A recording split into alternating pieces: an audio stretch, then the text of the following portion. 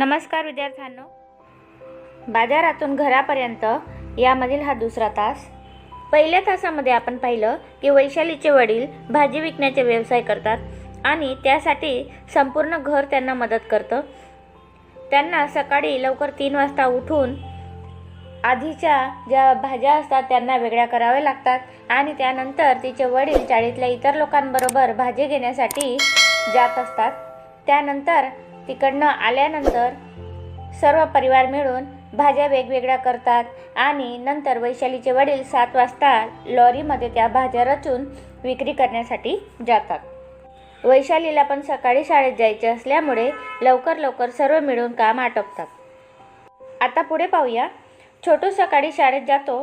तो 10 वाजता वडील आणि भावांसाठी जेवणाचे घेऊन बाजारात जातो. शाळेत जाण्याची वेळ होते तोपर्यंत तो लारीवर राहतो. खूप वेळा तो शाळेमधून वडिलांना मदत करायला जातो. वडील आदल्या दिवसाचा भाजीपाला अगोदर विकण्याचा प्रयत्न करतात.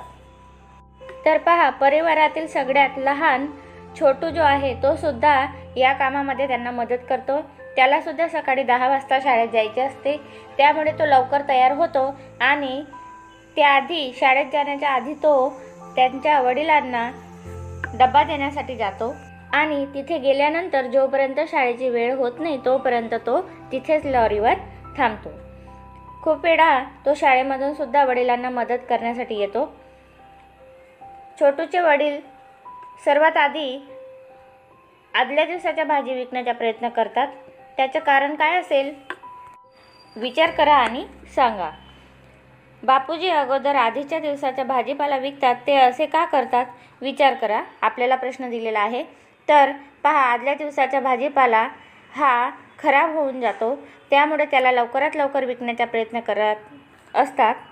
कारण की वेगवेगळ्या भाजीपाल्यांमध्ये काही भाजीपाला असा असतो की जो एकाच दिवसामध्ये खराब होऊन जातो, काही भाजीपाला जास्त दिवस टिकतात. त्यामुळे वैशालीचे वडील आधीच्या दिवसाचा भाजीपाला विकण्याचा प्रयत्न करतात. जर त्यांनी असे नाही केले तर आधीच्या दिवसाचा जो भाजीपाला आहे तो खराब होऊन जाईल आणि तेवढ्या मालाचे पैसे वाया जातील आणि त्यांना व्यवसायामध्ये नुकसान होईल. दुसरा प्रश्न आपल्याला विचारला आहे, तुम्ही सुकलेला किंवा सडलेला भाजीपाला पाहिला आहे का? कुठे? पहा, काही वेळेला आपल्या घरात सुद्धा भाजीपाला आणलेला असतो. तो दुसऱ्या दिवशी किंवा 2-3 दिवस वापरला नाही तर तो सुद्धा खराब होऊन जातो आणि बाजारामध्ये सुद्धा असा सडलेला भाजीपाला आपण पाहिलेला आहे. पुढे आपल्याला प्रश्न दिलेला आहे, भाजीपाला सडला आहे हे तुम्हाला कसे समजते? तर विद्यार्थ्यांना, नरम होऊन जाणे, त्यानंतर भाजीपालामधून वास येणे, यावरून आपल्याला समजते की भाजीपाला सडलेला आहे.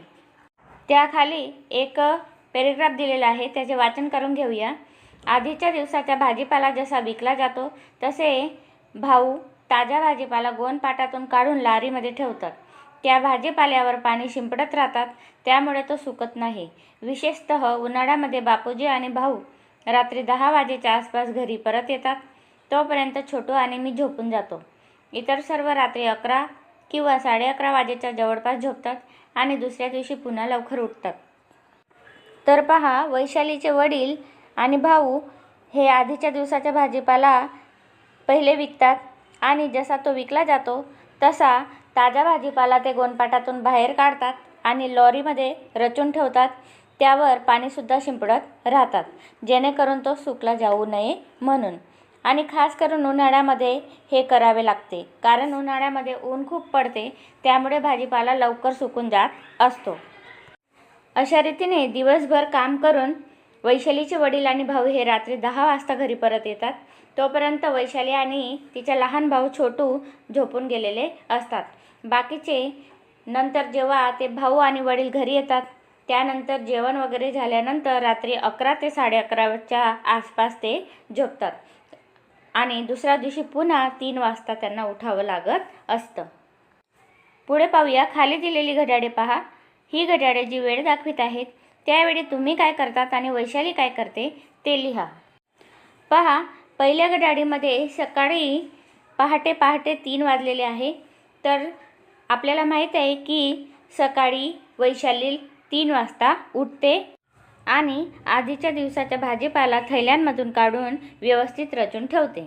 त्यानंतर दुसऱ्या घड्याळीमध्ये सकाळचे 7 वाजलेले आहे. त्यावेळेला वैशाली शाळेत जाण्याची तयारी करते. तिसऱ्या घड्याळीमध्ये रात्रीचे 10 वाजलेले आहे. वैशाली रात्री 10 वाजता झोपून जाते. त्याखाली पहा, घड्याळीमध्ये जे वाजलेले आहे त्यावेळेला तुम्ही काय करतात, तर सकाळी 3 वाजता तुम्ही झोपलेले असतात. नंतर दुसऱ्या घड्याळीप्रमाणे सकाळी 7 वाजता तुम्ही उठतात आणि कदाचित शाळेत जाण्याची तयारी करत असतील. आणि तिसऱ्या घड्याळीमध्ये 10 वाजलेले आहे, तर त्यावेळेला तुम्ही सुद्धा झोपून जातात. तर याप्रमाणे तुम्ही उत्तरे लिहा. पुढे आपल्याला प्रश्न दिलेले आहेत. तुम्हाला तुमच्या घरासाठी भाजीपाला कुठून मिळतो? भाजीपाला कोण आणतो? तर आपल्या घरामध्ये भाजीपाला हे बाजारातून किंवा आपल्या गलीमध्ये भाजीपाला विक्रेता येत असतो, त्याच्याकडून आपण भाजीपाला घेत असतो. आणि भाजीपाला कोण आणतो याच्या उत्तरामध्ये आपली आई, आजी किंवा घरातील इतर मंडळी जे भाजीपाला आणायचे काम करत असतील त्यांचे नाव लिहायचे आहे. दुसरा प्रश्न, तुम्ही तुमच्या घरात आईवडिलांना कोणकोणत्या कामात मदत करतात? तर तुम्ही तुमच्या आईला बऱ्याचशा कामामध्ये मदत करतच असाल, जसे भांडी धुणे, घर स्वच्छ करणे, झाडू मारणे, कपड्यांच्या घड्या घालणे, स्वयंपाकात मदत करणे वगैरे. पुढे पहा, सीमाच्या आईने बाजारातून थोडा भाजीपाला आणि फळे आणली आहेत. तुम्ही या चित्रात त्यांना पाहू शकतात. त्यात रंग भरा आणि खाली त्यांची नावे लिहा. विद्यार्थ्यांनो, येथे तुम्हाला एक चित्र दिलेलं आहे. त्यामध्ये विविध भाजीपाल्यांचे चित्र आहे. तर कदाचित त्याच्यामध्ये रंग भरल्याशिवाय आपल्याला तो भाजीपाला वेगवेगळा करता येणार नाही. म्हणून आधी तुम्ही त्यामध्ये रंग भरा आणि कोणकोणता भाजीपाला तुम्हाला दिसत आहे त्याप्रमाणे त्याची नावं खाली तुम्हाला ज्या रेषा दिलेल्या आहेत त्यामध्ये लिहायची आहेत. तर पहा, या चित्रामध्ये थोडे रंग भरलेले आहे. बाकीचे रंग तुम्ही भरा आणि त्याप्रमाणे कोणकोणते फळ किंवा भाजी तुम्हाला दिसत आहे त्यांची नावं लिहा. उदाहरणार्थ वांगे, टमाटे, दुधी, पालक, गाजर, बटाटे, केळी अशी भाजीपाला आपल्याला दिसत आहेत. त्याशिवाय अजून तुम्हाला कोणते भाजीपाला किंवा फळ दिसत असेल तर त्यांची सुद्धा नावं तुम्ही इथे लिहा. चला तर विद्यार्थ्यांनो, आजचा तास इथे आपण पूर्ण करूया. नमस्कार.